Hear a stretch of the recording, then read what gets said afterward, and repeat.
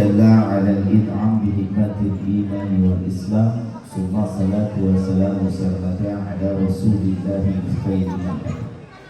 Ashhadu an la ilaha illallah wahdahu la syarika lah wa ashhadu anna muhammadan abduhu wa rasuluhu la nabiyya ba'dah.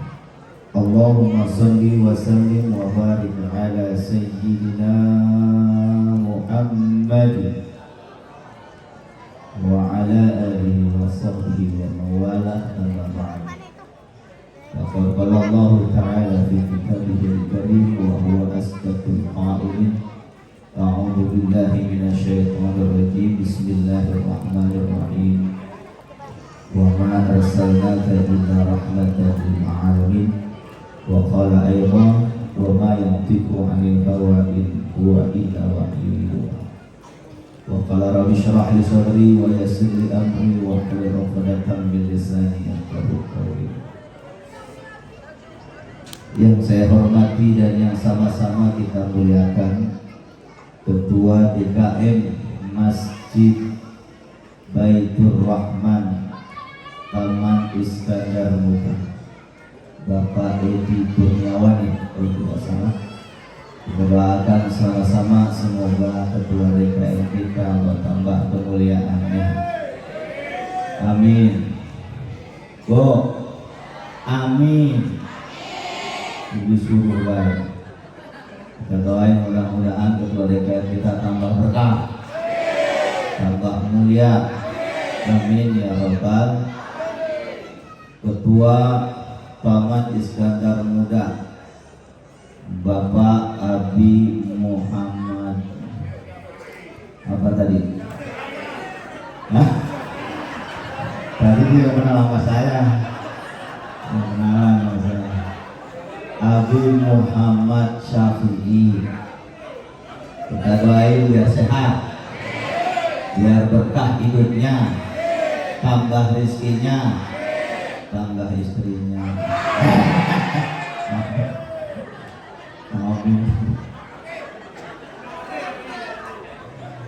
Saya hormati tokoh masyarakat, kalau ada, ada nggak? Nggak ada. Calon lurah ada? Ya, ada. Lain Bang Muhyiddin, dia teman saya dulu sama-sama di Komunitas Remaja Muslim Kecamatan Parung. Kita doain mudah-mudahan apa yang bercita-citakannya dikabul oleh Allah Subhanahu wa Ta'ala. Mudah-mudahan jadi lurah, habis jadi lurah jadi camat, habis jadi camat jadi wali kota. Amin ya robbal. Juga seluruh jamaah, ibu-ibu, bapak-bapak yang semoga kita semua dalam lindungan Allah Subhanahu wa Ta'ala. Tidak ada kata yang pantas terucap dari lisan ini kecuali mengucap rasa syukur kita kepada Allah. Bersyukur atas nikmat yang Allah berikan sampai pada kesempatan hari ini. Allah masih memberikan kita nikmat sehat dan afiat, sehingga Allah kumpulkan kita pada malam hari ini dalam nuansa ibadah, dalam nuansa menuntut ilmu, dalam nuansa menyambut lahir memperingati Maulid Nabi Muhammad SAW. Semoga ini menjadi bukti rasa cinta dan syukur kita kepada Allah Subhanahu. Salawat dan salam semoga tercurah dan terlimpahkan kepada paduka alam, Nabi tercinta, Nabi termulia, Nabi besar kita Muhammad SAW. Saya mau tes kekompakannya dulu. Bu, kalau saya panggil jawabnya ya. Yang kompak. Bu.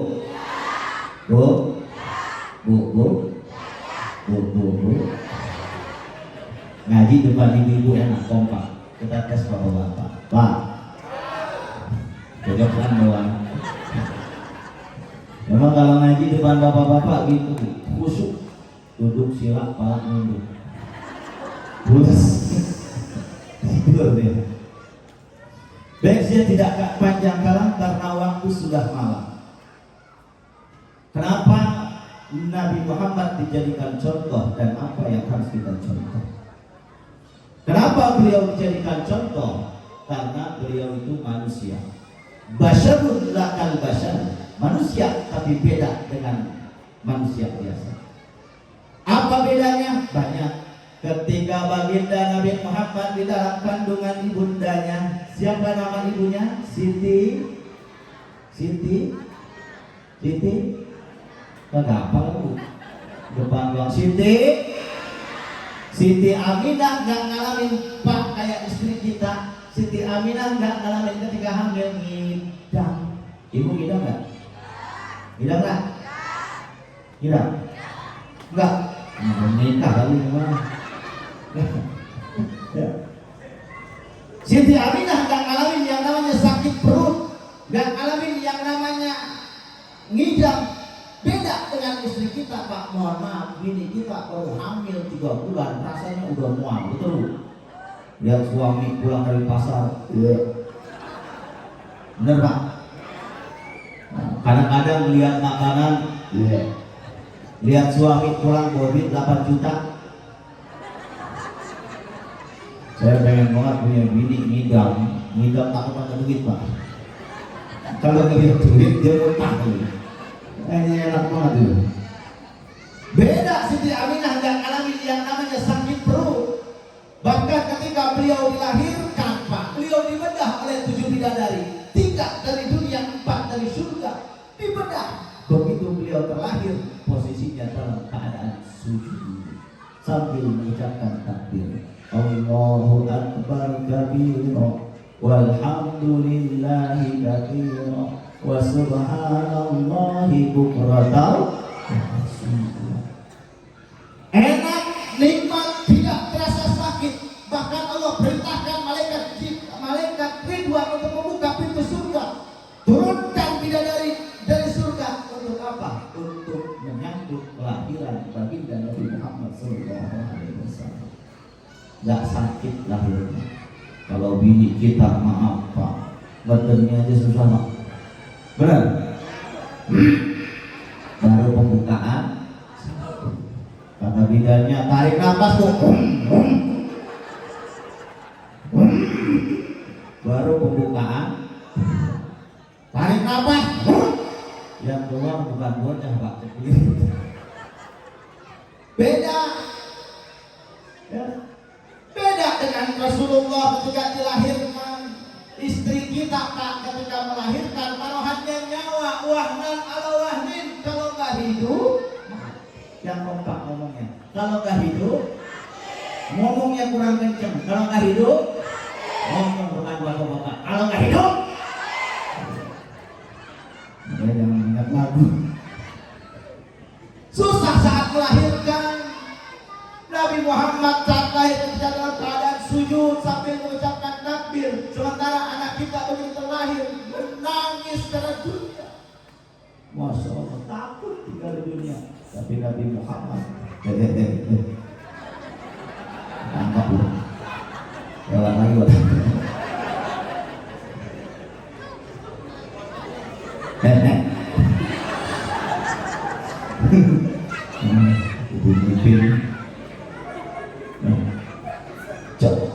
beda dengan kita. Bahkan Pak, mohon maaf, keringat Nabi Muhammad wanginya wangi kasturi. Tuh. Ibu tahu kenapa Siti Aisyah mukanya merah merona, glowing tanpa perlu kering malam dan kering siang? Kenapa? Karena setiap hari Siti Aisyah ketika Rasulullah pulang berkeringat, beliau elak keringat di badannya, lalu beliau usap mukanya. Masya Allah. Ibu pengen mukanya glowing.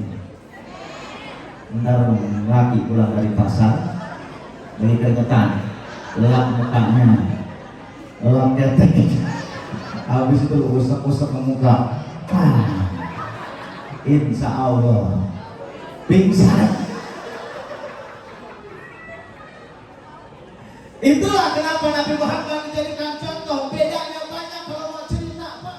Dari mulai di kandungan sampai dengan melahirkan, sampai dia dibesarkan, sampai dia dewasa, luar biasa. Rasul kalau dibilang paling hebat, Nabi paling hebat Pak. Rasul lagi diri hebat, lagi jalan hebat, lagi bicara hebat. Di depan istrinya Rasul hebat. Kalau kita hebat setempat, betul. Anak buah bisa kita tunjuk-tunjuk sampai rumah di yang begini takut. Benar. Tapi Rasul di mana-mana hebat, makanya beliau menjadikan contoh. Nah, terus apa yang kita contoh? Satu, ibadah. Apa bu? Ibadah. Nabi senyumnya ibadah, bicaranya ibadah, jalannya ibadah, akhlaknya jadi ibadah, jadi contoh. Ini ibadah, itu ibadah, di mana-mana ada ibadah. Kalau bini kita pak, di sini selfie, di sana selfie, di mana-mana kerjanya selfie, lagi ngaji, tempat kondangan, tempat arisan, di kuburan, setan.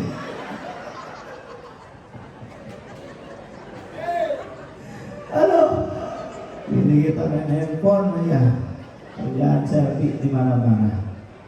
Contoh ibadah Nabi, maaf Pak, kalau ada orang yang sholat sampai kakinya bengkak, Rasulullah sholat malam sampai kakinya bengkak. Saya tahu di bapak banyak yang kakinya bengkak. Banyak? Hah? Semurah. Ini ibu juga banyak yang kakinya bengkak. Kaki gajah. Ya. Contoh ibadah Nabi Pak, maaf ini masjid gede, kalau isinya nggak ada percuma. Nih saya kasih tahu nih, saya mau cerita. Ya, ada sahabat Nabi namanya Sa'ban. Siapa namanya? Sa'ban. Ini dia pulang dapat ilmu, yang cuma ketawa. Ya. Ada sahabat Nabi namanya Sa'ban. Sahabat ini salah satu sahabat Rasul yang kalau sholat subuh Pak nggak pernah ketinggalan ada di samping Nabi. Tapi suatu ketika Sa'ban tidak ada di samping Nabi. Jadi lihat sampingnya, kemana Sa'ban? Tidak tahu. Ya sudah, tunggu, jangan komat dulu, takut Sa'ban dalam perjalanan. Tuh orang zaman Nabi, kalau sahabatnya belum datang ke masjid ditungguin. Orang sini begitu apa enggak? Nah, di masjid ini kalau ada temannya belum nyampe ke masjid tungguin enggak? Enggak. Bodo amat, dia mau sholat enggak. Ya. Akhirnya karena sudah terlambat, ya sudah, komat, beres sholat ditanyain sama Rasul. Ada yang tahu rumahnya Sa'ban? Tahu ya Rasul. Ya sudah, kita jalan ke sana. Jalan ke rumahnya Bu, dapat 1 jam perjalanan nggak sampai, dapat 2 jam perjalanan nggak sampai, dapat 3 jam perjalanan baru sampai ke rumahnya Sa'ban. Berapa jam? 3 jam. Tok, assalamualaikum, waalaikumsalam. Istrinya menangis, ya Rasul. Sa'ban sudah meninggal dunia. Inna lillahi wa inna ilaihi raji'un. Tapi saya takut ya Rasul. Takut kenapa? Karena ketika beliau sakaratul maut, beliau berteriak. Apa teriaknya? Seandainya lebih jauh, seandainya lebih bagus, dan seandainya lebih banyak. Lebih jauh, lebih bagus, lebih. Tadi berapa jam? Kata Rasulullah, Pak, ketika kita dalam berbuat baik seperti ini Pak, nanti ketika sakaratul maut diperlihatkan oleh Allah seluruh amalan kita. Itu jalan 3 jam dari rumahnya sholat subuh. Beliau menyesal ketika sakaratul maut diperlihatkan. Kenapa nggak lebih jauh? Sekarang saya tanya, kalau sholat subuh 3 jam perjalanan dari rumahnya berangkat jam berapa? Ya Pak, jam 1, betul? Jam 1. Sekarang saya tanya, rumah Bapak dari masjid berapa jam?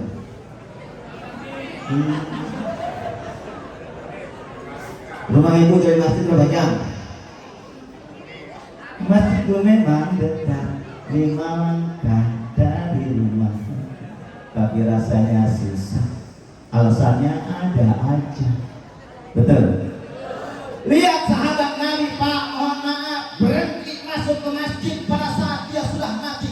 Mohon maaf, orang zaman sekarang masuk ke dalam masjid pas sudah mati. Itu pun dipaksa digotong sama tetangga. Benar? Benar? Makanya saya sering katakan Pak, nanti ada hadis dari riwayat Muslim mengatakan ada orang yang dibangkitkan dalam keadaan tuli dan buta. Siapa? Orang yang rumahnya dekat masjid tapi nggak pernah ke masjid. Nah, Ada di sini. Ada di sini. Pakai besi apa dia? Yang mana?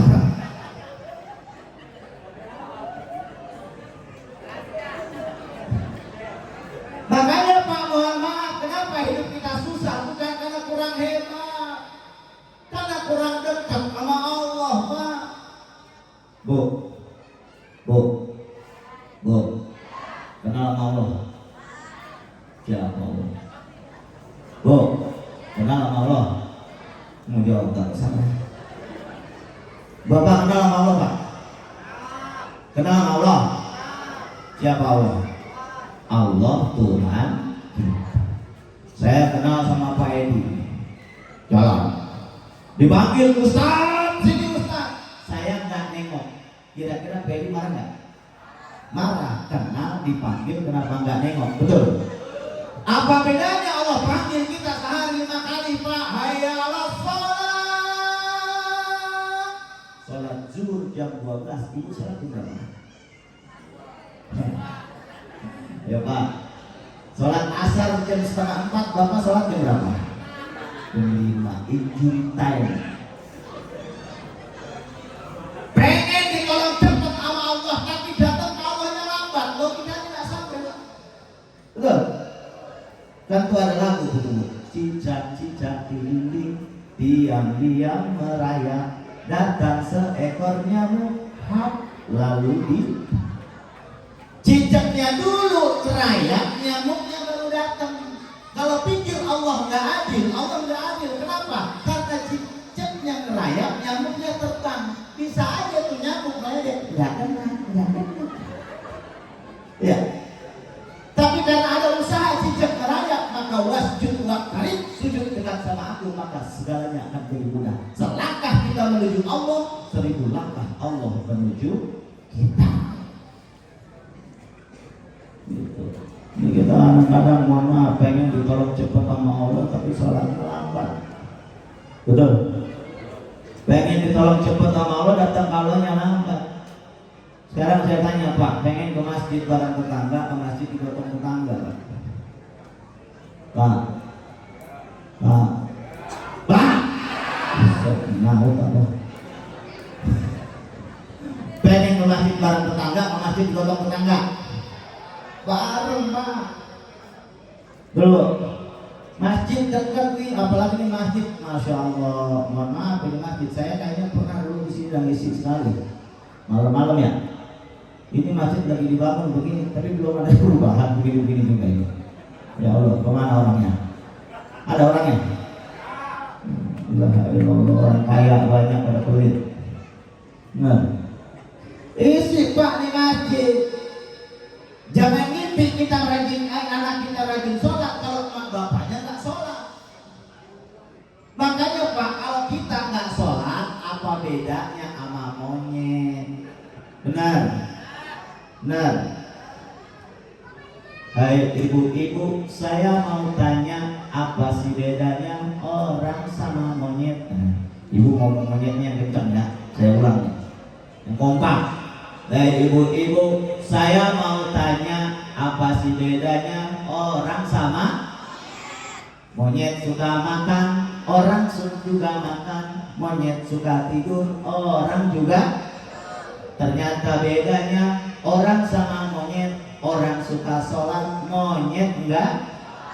Kalau suami kita dia enggak sholat, berarti suami kita sama juga.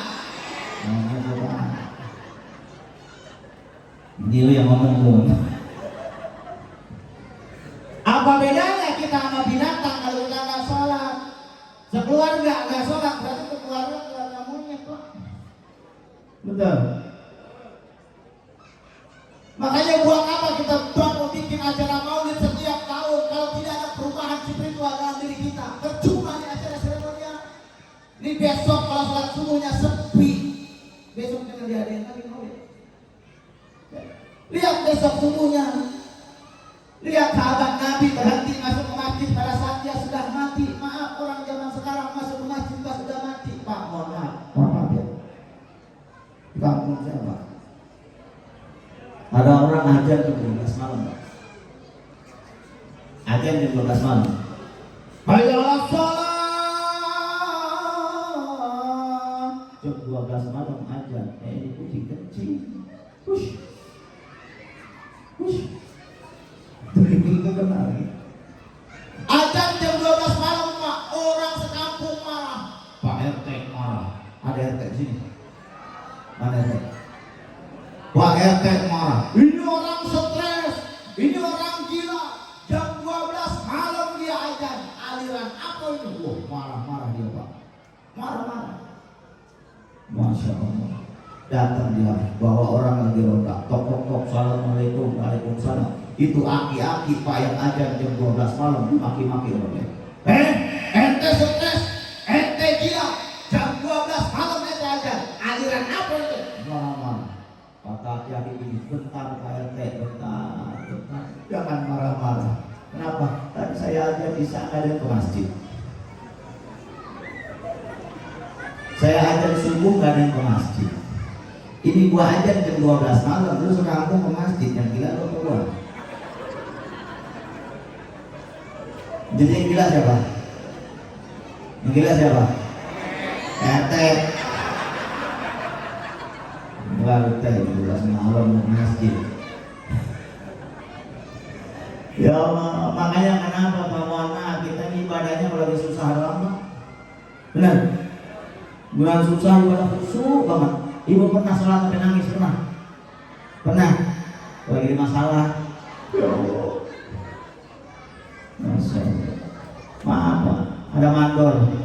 Ini mandor ini punya duit. Dia memanggil anak buahnya dari lantai 5 ke bawah Pak. Kalau dia panggil teriak-teriak, mas, gak kedengeran. Akhirnya pinter ini orang Pak, dia lemparin duit 100.000 dari atas ke bawah. Tujuannya apa? Supaya anak buahnya nengok, karena dia teriak-teriak.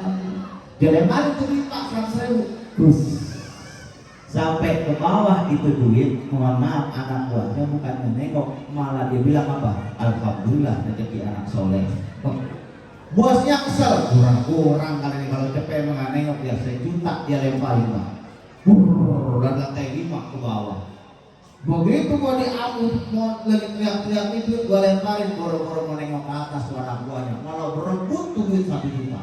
Sampai berantem. Akhirnya bosnya punya akal, gua ambil balok 5 meter.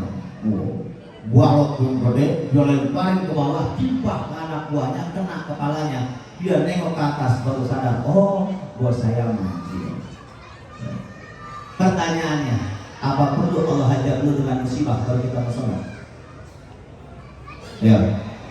Apa perlu Allah hajar lu dengan penyakit kita baru ingat sama Allah? Apa perlu Allah hajar lu dengan urusan rumah tangga yang berantakan baru kita mau ngadu sama Allah? Ingat Pak, mohon maaf, perjuangan Nabi itu berat. Anda bayangkan Nabi ketika dapat perintah untuk mendakwahkan kalimat La ilaha illallah, namanya harus disebutkan kepada orang lain, berat Pak. Andai terjadi dengan Pak Edi dapat risalah. Coba orang-orang suruh syahadat, asyhadu alla ilaha illallah wa asyhadu anna Rasulullah. Berat gak Pak? Berat. Taruhannya nyawa Pak. Nabi sampai ngumpet ke bawah sur. Kita sekarang mohon maaf, masjid udah di mana-mana, majelis taklim udah di mana-mana, musola udah di mana-mana. Kalau dengan cara itu tidak memudahkan kita untuk melangkah ke musola dan ke masjid, mau nunggu mati kita ke masjid. Saya ngajak pikir aja, karena saya lihat di mana-mana orang subuhnya dikit Pak. Ya kan? Sini alhamdulillah subuhnya sampai keluar-keluar. Sebenarnya saya nggak bisa masuk, masih dikunci. Ya Allah ya Rabbana. Mau sampai kapan? Umur kita sudah tua Pak. Wa inna yawman inda rabbika ka'alfi sanatin mimma ta'udun. Satu hari di sisi Tuhan sama dengan 1000 tahun dalam perhitungan kita. Kalau Bapak punya umur 63 tahun, di akhirat punya waktu cuma 1 jam setengah. Mau dipakai buat apa? Tidur aja kita 8 jam sehari. Kalau umur 63 tahun udah kepotong 20 tahun buat tidur doang. Belum kita nih kalau ibarat kata orang Cirebon, tuan yang gini, tuan di jalan aja macet kita seharian. Saya tadi di rumah paling ada sejam, pergi lagi ke macet lagi. Sampai ke pondok tadi cuma 2 jam, balik lagi macet lagi, tua di jalan kita Pak. Belum sempat ibadah. Terus mau sampai kapan kita nggak sholat? Mau sampai kapan kita nggak cinta Nabi, nggak ikuti Nabi? Mau sampai kapan kita begini-begini aja, nggak ada perubahan? Sholat kita mohon maaf masih cinta dunia. Ya Allah, berikan saya rezeki upgrade Pak, dari seorang hamba menjadi seorang kekasih yang beribadah karena bukan ingin surga dan takut masuk neraka, tapi karena cinta kepada Allah dan Rasulullah. Itu baru. Bu,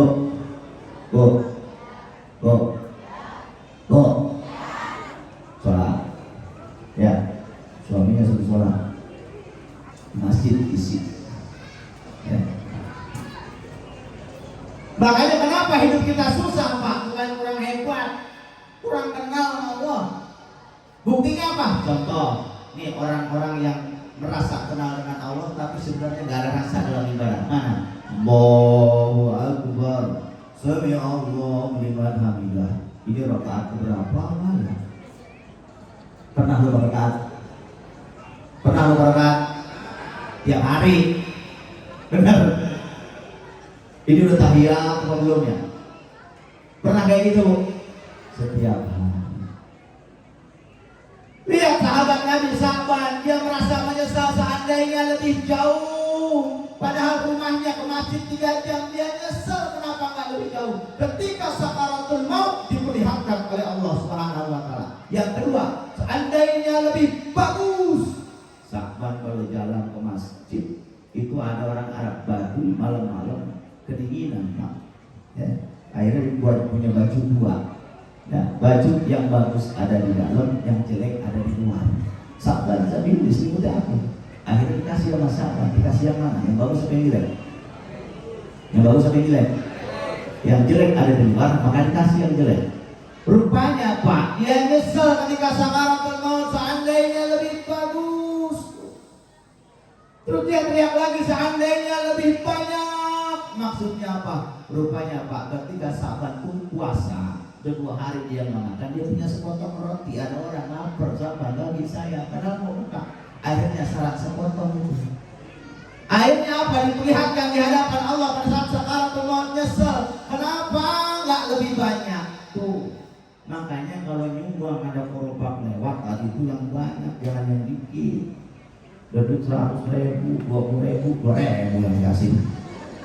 Ya Allah. Makanya orang yang nyumbang yang gede, insyaallah kuburannya terang. Amin. Yang nyumbang 100.000 tadi, mudah-mudahan kuburannya terang, ada patroma. Amin. Yang nyumbang 50.000, mudah-mudahan ada lampu neon. Amin. Yang nyumbang 2.000, mudah-mudahan ada lilin. Gitu nyampe tiup malaikat, mati.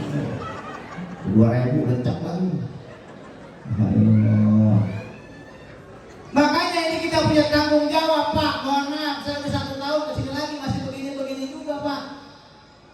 Makanya siapa orang yang membangun masjid lillah karena Allah, karena Allah berikan jannah, Allah akan bangun rumah di surga Pak. Ini masjid tinggal membangun, dimulai aja Pak. Ini orang 1 orang 100 juta jadi. Ya Pak. Amin. Amin.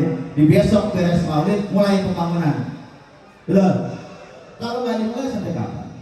Makanya kita yang ada di sini punya tanggung jawab. Jangan sampai nanti kita menyesal ketika di akhirat. Itu masjid kok lama banget jadinya. Ya Allah, ya Rabbana. Pak, mohon maaf, saya tuh punya lagi bangun masjid di pondok pesantren. Yang bangun 1 orang Pak. Keluarga, saya tidak sebutkan ya namanya. Pokoknya masjid Pak Ustadz saya bangun sampai jadi. Ini cerita nyata. Begitu bangunan baru 60%, 40%, belum jadi, belum baru berdiri atapnya, belum dikasih keramik dan sebagainya. Dia libur 6 bulan Pak. Libur 6 bulan. Dia datang lagi ke saya 6 bulan kemudian dia bilang apa? Dia nangis, Ustaz, apa? Mohon maaf, katanya saya teledor. Kenapa? Saya mimpi didatangin bapak saya. Kenapa? Itu rumah gua kagak jadi-jadi. Masya Allah. Akhirnya dia bangun lagi tuh Pak masjidnya sampai dengan selesai. Sekarang masih terus pembangunan. Sampai diimpin sama orang tuanya. Kenapa? Karena dia pengen bangun masjid atas nama orang tuanya. Makanya situ nama masjidnya Kisratul Mardiah. Nama bapaknya Kosasi, nama emaknya Mardiah. Saya kasih nama emak bapaknya. Luar biasa girang ini. Begitu dia tunda Pak, dia datang dalam mimpinya.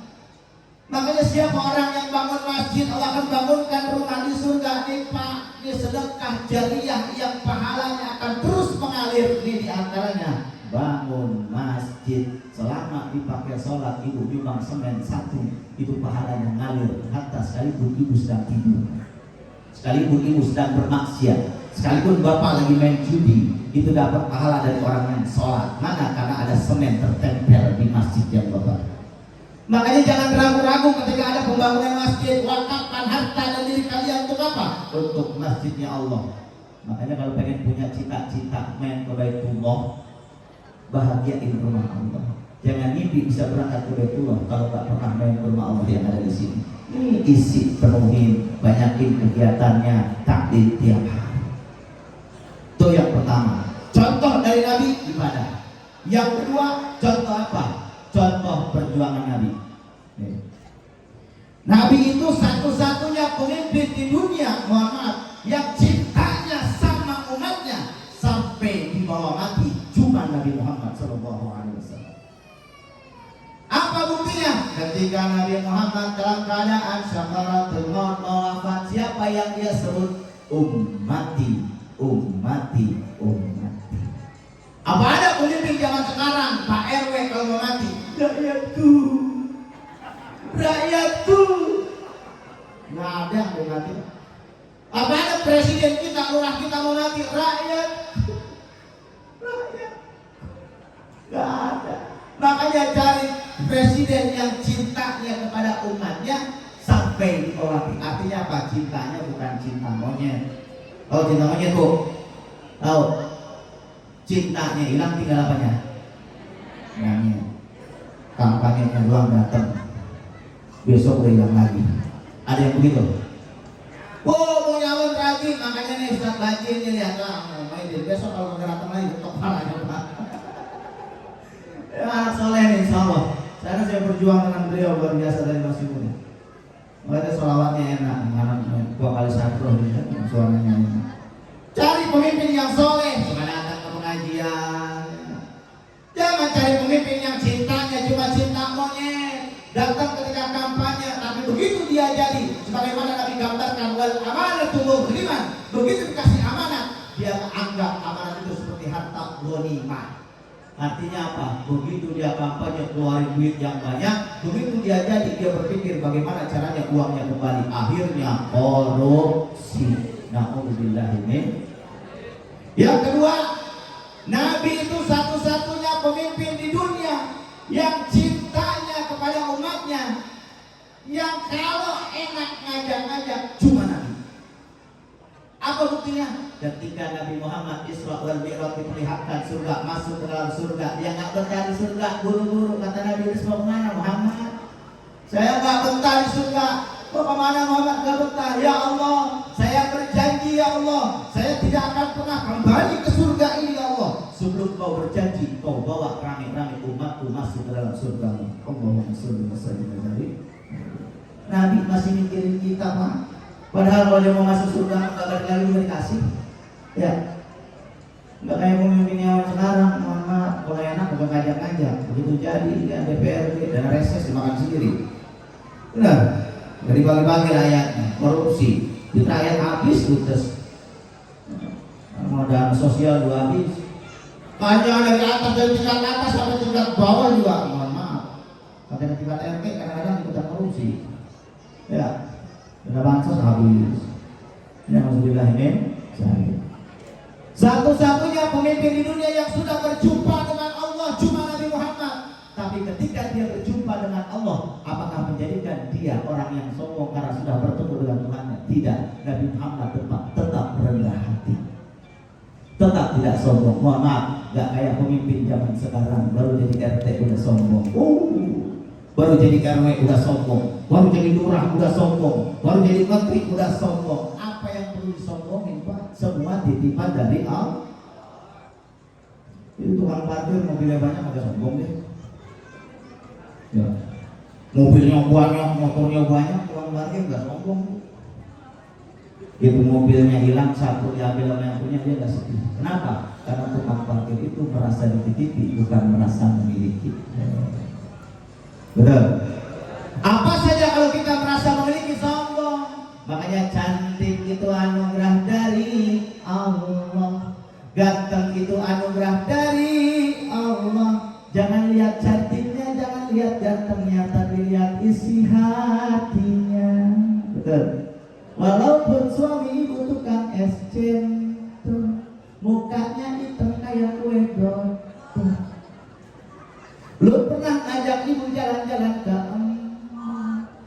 kupingnya bau jengkol, palanya botak kering di kantong, hidungnya bulat kayak jamu. Tapi jangan lihat itunya ibu, lihat hatinya, patut diacungi jempol. Apa yang perlu disombongkan Pak? Semua titipan, dan titipan harus dijaga. Kalau nggak dijaga, yang nitip marah. Sekarang saya titip nih, Bu, saya titip dompet. Begitu saya balik lagi dompetnya hilang, duitnya nggak ada. Kira-kira saya marah apa enggak? Sekarang kalau titip jabatan kita sombong, yang nitip marah. Kalau titip kita harta, kita serakah, yang nitip marah. Kalau yang nitip sudah marah, Allah sudah marah, yang bergerak apa? Alam timpa. Makanya terjadinya musibah. Wa bima kasabat aydikum, karena ulah maksiat tangan kita sendiri. Lalu yang selanjutnya terakhir, apa yang kita contoh? Yang kita contoh akhlak baginda Nabi Muhammad sallallahu alaihi wasallam. Akhlak kepada suami dan istri itu dijaga. Bu, halo, yang urut, Pak. Lihat Nabi romantis kepada suaminya, kepada istrinya. Nabi ketika pulang ngaji, Pak, malam-malam mohon maaf, dia takut kebangunin Aisyah. Akhirnya apa? Dia tidur di depan pintu. Begitu dia bangun, oh iya,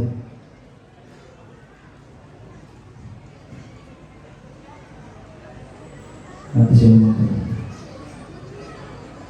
Nabi Pak, ketika beliau pulang ngaji kemarin jam 12 malam, ya, jam 12 malam, beliau ketok-ketok pintu istrinya. Ternyata Aisyah sudah tidur. Akhirnya Nabi tak mau ngebangunin, tidur di depan pintu. Begitu buka pagi-pagi, rupanya Aisyah sudah nunggu di belakang pintu. Keduanya saling minta maaf. Ya Aisyah, hampura, mohon maaf ya Sayyidi, mohon maaf. Saya tidak bangun selama itu. Coba kalau suami kita pulang tengah malam dari pintu, marah apa enggak? Marah apa enggak? Marah. Makanya Pak, biasakan cari pahala antara suami dan istri. Maaf Pak, maaf, sekali-kali jangan bapak yang dicium tangannya, sekali-kali cium tangan istri. Dalam sebuah riwayat jelaskan, orang yang suka cium tangan istrinya dapat 10 pahala, digugurkan 10 dosa, diangkat 10 derajat. Tuh, ibu pernah dicium tangannya sama suami? Ntar kalau suami mau berangkat kerja, Pak, gantian cium tangan. Cium tangan. Cium kening istri, Pak, dapat 100 pahala, digugurkan 100 dosa, diangkat 100 derajat. Tuh. Makanya ibu ntar pulang nih, buka jilbab, Pak. Nah, juga gak dengar Ustaz ngomong tadi. Cium. Bapak udah cium gak mau nyomong ke sini. Meluk istri, Pak, itu dapat 1000 pahala, digugurkan 1000 dosa, diangkat 1000 derajat. Tuh. Ntar pulang ngomong, Bu, ntar pulang ngomong, dapat 1000 pahala, digugurkan 1000 dosa, diangkat 1000 dosa. Enak nggak Pak? Enak nggak Pak? Ngomongin kompak, enak nggak Pak? Itu baru satu istri Pak. Apalagi banyak. Ya Allah. Jaga Pak akhlakku antara suami dan istri. Nabi ngajarin kalau manggil suami itu dengan kata-kata yang sopan. Ya Sayyidi, ya Rasulullah. Pakai gelar, panggil Pak, Papa, panggil Ayah, atau panggil Mas, pakai bahasa yang enak. Dan suara istri Nabi mengajarkan tidak boleh lebih keras daripada suara suami. Sekarang saya tanya, suara istri Bapak keras apa pelan?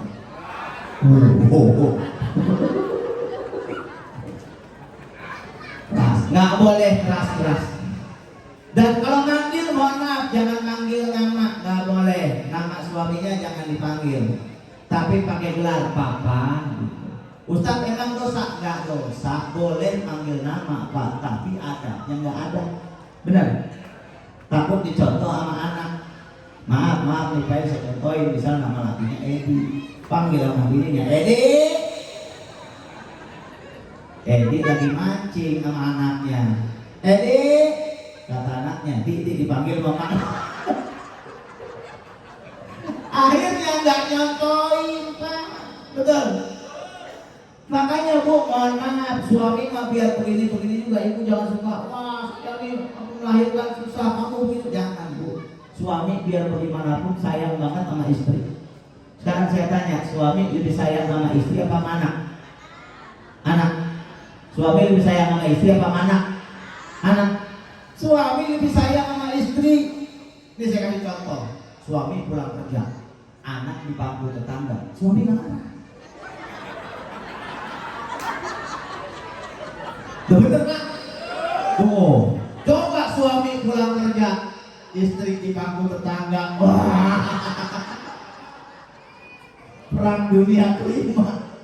Itu bukti bahwa suami sayang sama istri. Masya Allah. Tapi Bapak nggak boleh begitu Pak, ya nggak boleh banyak lagi. Bapak tidak akan pernah sukses tanpa doanya istri, betul? Semakin banyak istri yang mendoakan Bapak, semakin sukses. Ya Allah ya Rabbana. Tuh, akhlak sama orang tua jaga. Nabi paling cinta sama orang tua. Kalau melihat orang tua, Masya Allah, dicium tangannya. Bahkan Nabi pernah mencium tangan seorang laki-laki tua. Ditanya sama sahabat, ini tangan sudah tercium wangi surga. Tuh sama orang tua kudu baik. Mau kemana sehari ini? Sehari ini mau kemana sehari ini?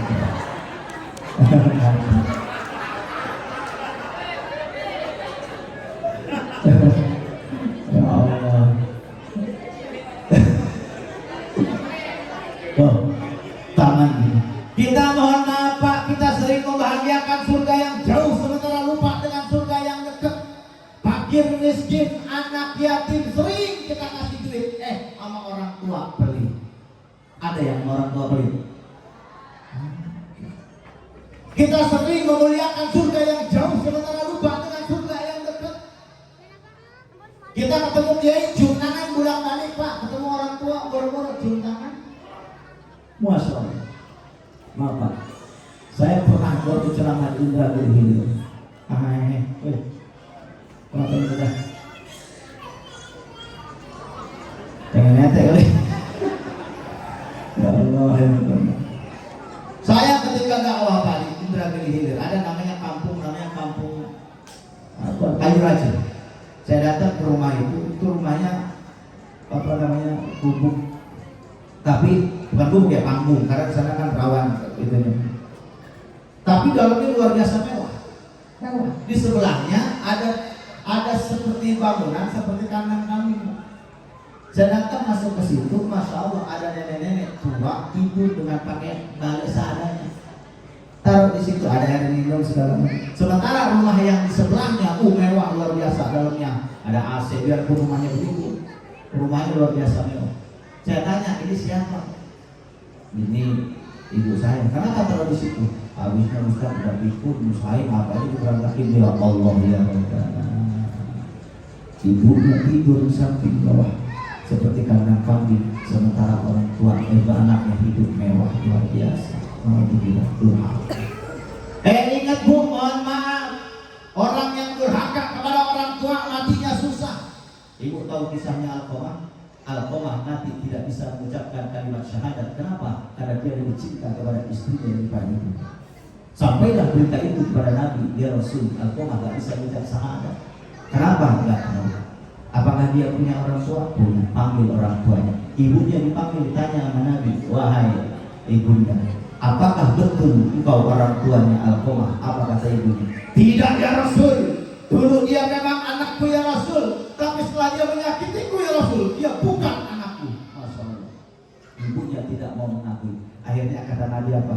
Sahabat-sahabatku labbaik ya Rasul, kumpulkan kayu bakar. Buat apa? Taruh jasad Alqamah di atas kayu bakar itu. Kita bakar saja daripada dia mati menderita.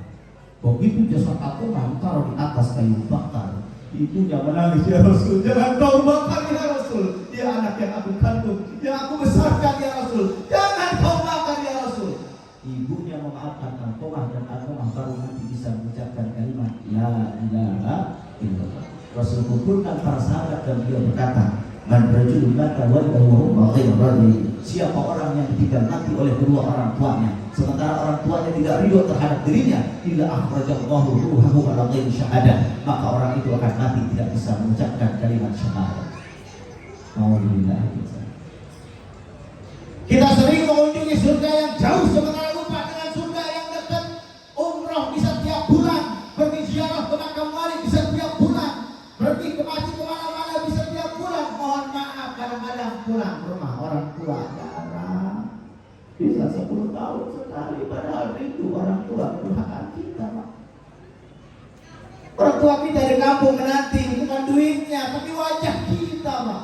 Tapi kadang-kadang mohon maaf, ada keluarga yang baru, ibunya dipanggil dari kampung datang ke kota, sampai di sini ngapain? Suruh jagain anaknya, mak bapaknya kerja, akan lagi aja doang, tanpa dia sadar. Ada yang begitu? Ada?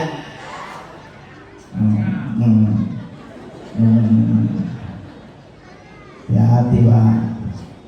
Makanya Pak, kalau pengen nanti kita punya anak soleh, kita juga kudu soleh sama orang tua.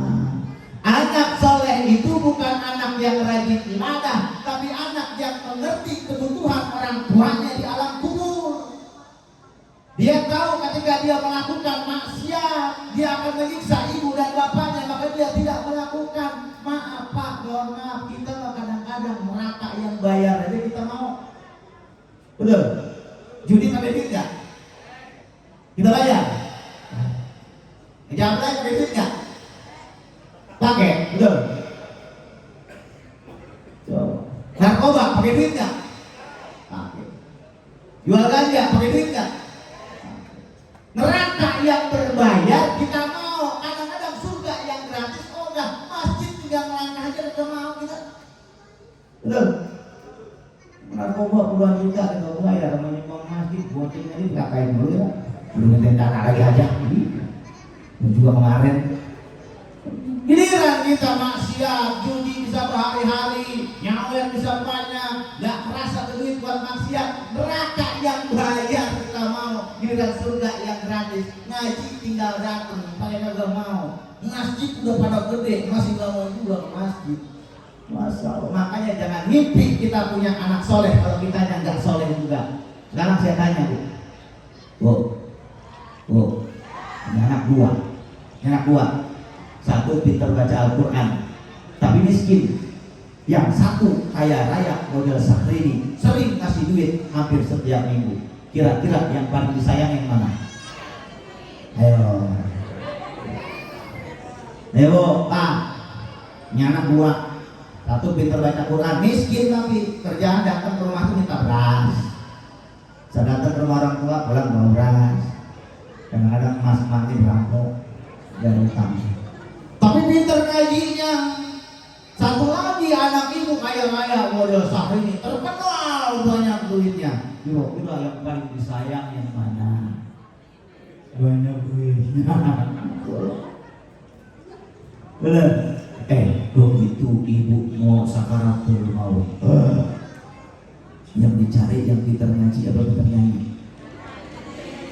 Baiklah bapak-bapak sekalian, berhubung mak saya sekarat, marilah kita nyanyikan sebuah lagu yang berjudul Mabuk Janda. Yang dicari yang pinter ngaji, Pak, bukan pinter nyanyi. Tapi kita mohon maaf, kita sering bangga punya anak jadi artis, banyak duitnya, tapi tidak pernah ibadah. Padahal itu nanti akan menjebloskan kita ke neraka. Bahkan ada orang tua yang dibangunkan oleh malaikat. Hei bangun, diinjek-injek malaikat. Ada apa malaikat? Kau lihat anak gua main judi, mau beli. Anaknya berbuat dosa, ibunya di alam kubur disiksa. Ini mau kadang-kadang mohon maaf, mak kita meninggal belum 7 hari udah berebutin warisan, udah berebut warisan, berebut kontrakan, orang tuanya disiksa. Makanya bapak kalau punya benda banyak Pak, mohon maaf dari sekarang dibahin daripada berantem kalau mati. Kenapa jadi asbab disiksa? Nanti ketika Isra wal Mi'raj beliau diperlihatkan ada seorang laki-laki tua disiksa di bawah kubur. Tanya oleh Nabi, diminta tolong oleh Nabi, nanya di Nabi keluarga Jibril, ya Jibril, man haulai, siapa itu? Apa kata Nabi? Kata mereka Jibril, itu anaknya pada berebut warisan, tuh bapaknya yang disiksa. Makanya jangan sampai kita jadi anak durhaka. Nabi sangat hormat kepada orang tua, Nabi sangat sayang kepada orang tua. Jangan sampai kita durhaka kepada orang tua. Sekecil apapun perbuatan kita, termasuk kata ufin saja, itu termasuk dalam kategori durhaka.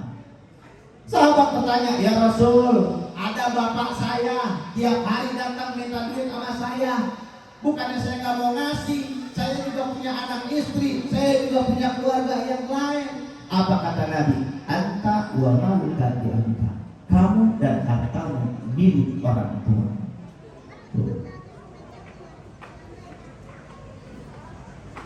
Ngambok. Ngaji kemana ngaji?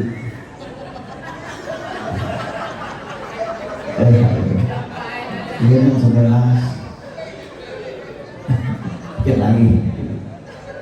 Bahkan ada seorang anak menggendong ibunya untuk melaksanakan umrah, digendong ibunya. Dia nanya sama Nabi, Nabi ya Rasul, saya udah gandeng emak saya nih keliling-keliling Ka'bah, muter-muter. Apakah sudah cukup membalas budi baik orang tua kepada saya? Apa kata Nabi? Satu keluhan ibumu tidak lagi mampu membalas jasa-jasanya. Satu keluhan. Bayangin.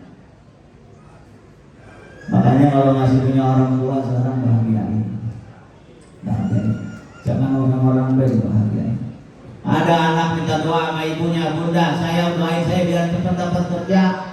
Ibunya tiap malam menangis, ya Allah, anak saya biar dapat kerjaan, rezekinya lancar. Ibunya nangis tiap malam. Jika cerita itu anak dapat pekerjaan, Pak. Begitu 1 bulan mau kerja, dia dapat gaji. Siapa yang dia traktir? Ceweknya. Padahal yang menangis siapa? Ibunya. Siap malam menangis berdoakan anaknya. Makanya kita Pak, gak berkah hidup kalau orang tua durhaka. Gak berkah Pak, gak berkah. Sia-sia ibadah Bapak, sia-sia sholat Bapak, ibadah sedekah Bapak, semua tertolak ketika orang tua tidak ridho dalam keadaan matinya kepada kita.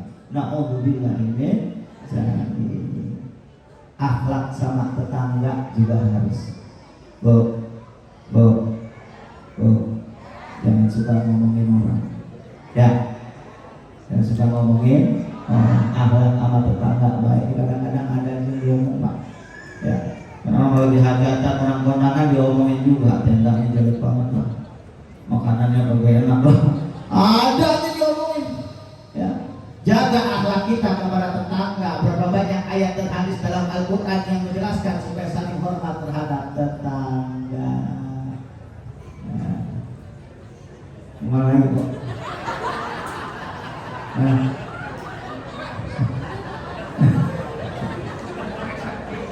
Ya.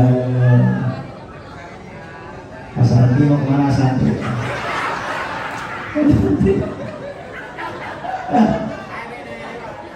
Nah, terakhir saya mau cerita. Ya. Apapun ibadahnya syaratnya satu. Wa ma umiru illa liya'budullaha mukhlishina lahud-din. Apapun ibadahnya kudu ikhlas. Yang kita kerjakan hari ini kalau kita nggak ridho dengan sedekah kita, nggak akan sampai nanti. Ada sebuah cerita, ini sebagai penutup. Ada santri namanya Udin sama Mamat. Udin nama Mamat. Nah, Udin nama Mamat ini memang kerjaannya Pak tiap hari nyabutin singkong. Mana lagi nih?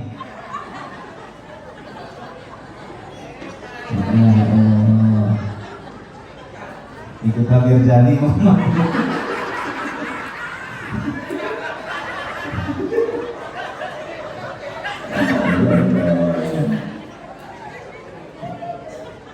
Sebentar yang bangun ponori di terakhir. Bangun dari kubur. Dia suruh kita terakhir kan biar kapan kuburan beratu-atu mana. Belum pulang sama anakku udah kayak itu. Ada santri namanya Udin sama Mamat, ini cerita terakhir sebenarnya. Udin sama Mamat ini kerjanya tiap hari di kampung tanam singkong, singkong Udin tiap hari. Dari nyabutin singkong dia ingat, Din kenapa? kiai kita banyak banget sama singkong, lu bawain lah semua. Ya udah. Akhirnya si Udin bawain semangat terusin lalu singkong. Begitu dicabut bawa 2 biji ke rumah kiainya. Tok, assalamualaikum, waalaikumsalam. Pak Kiai ini singkong. Pak Kiai itu yang banget sama singkong. Oh, alhamdulillah. Seneng banget itu singkong. Emang lagi ngopi pengen bikin gorengan. Datang singkong girang banget ya. Ya. Dia bawa ke dalam sama istrinya. Mah, ini dapat singkong dari si Udin. Terus kita kasih apa dia pulang? Kasih apa Pak? Nggak ada apa-apa. Ada kepok 1 kasih aja dia. Daripada kali urus. Dikasih ke gua sama si Udin. Dia jalan ke si Muhammad, petangkang, keteng-keteng. Kata si Muhammad, lu jalan ke gua di mana? Enak aja dia. Ini berkah ke rumah kiai, bawa singkong dapat kepok. Ini si Muhammad dari otaknya bisnis singkong dijual ke pasar. Kalau gua beliin duren, jangan-jangan nih kebok 10 dikasih semua gua suka nih.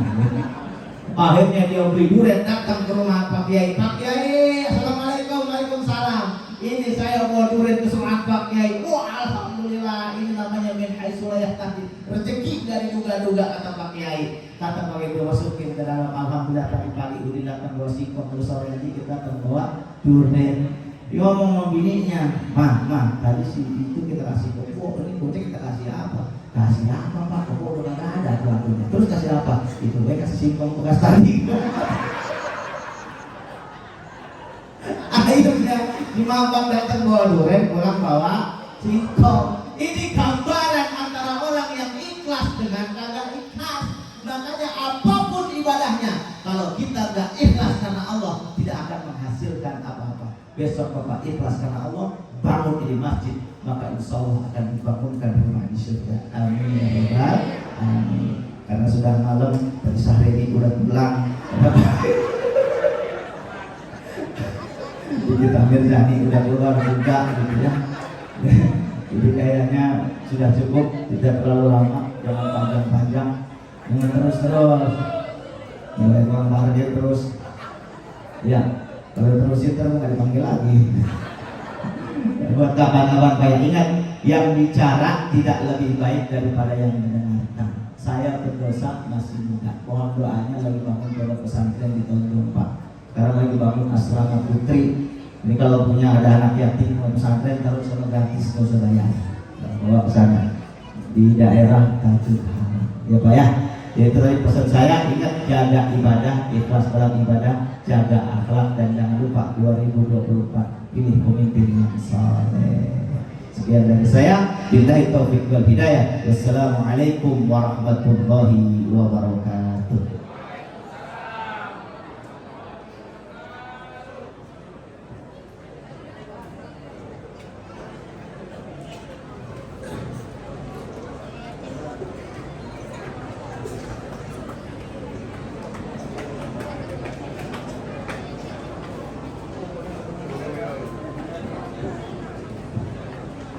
Terima kasih kita ucapkan kepada Tuan Guru kita yang telah menyampaikan doa khusus. Untuk penutup, marilah sama-sama kita mintakan doa dari Tuan Guru kita Teguh Surhi. Sebelumnya karena kelupaan tadi Ustaz menyampaikan hasil kotak amal pada malam yang mulia ini sejumlah 6.323.000 rupiah. Saya ulangi, hasil kotak amal pada malam ini 6.323.000 rupiah. Alhamdulillahirrahmanirrahim. Kepada guru kita yang mulia Ustaz Subhi, waktu dan tempat kami silakan.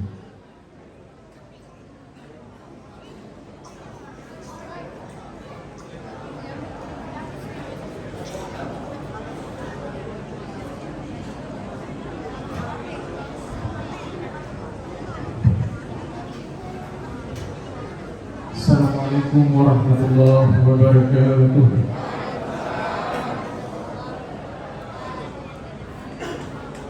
Untuk menambah keberkahan kita pada acara malam yang berbahagia ini, mudah-mudahan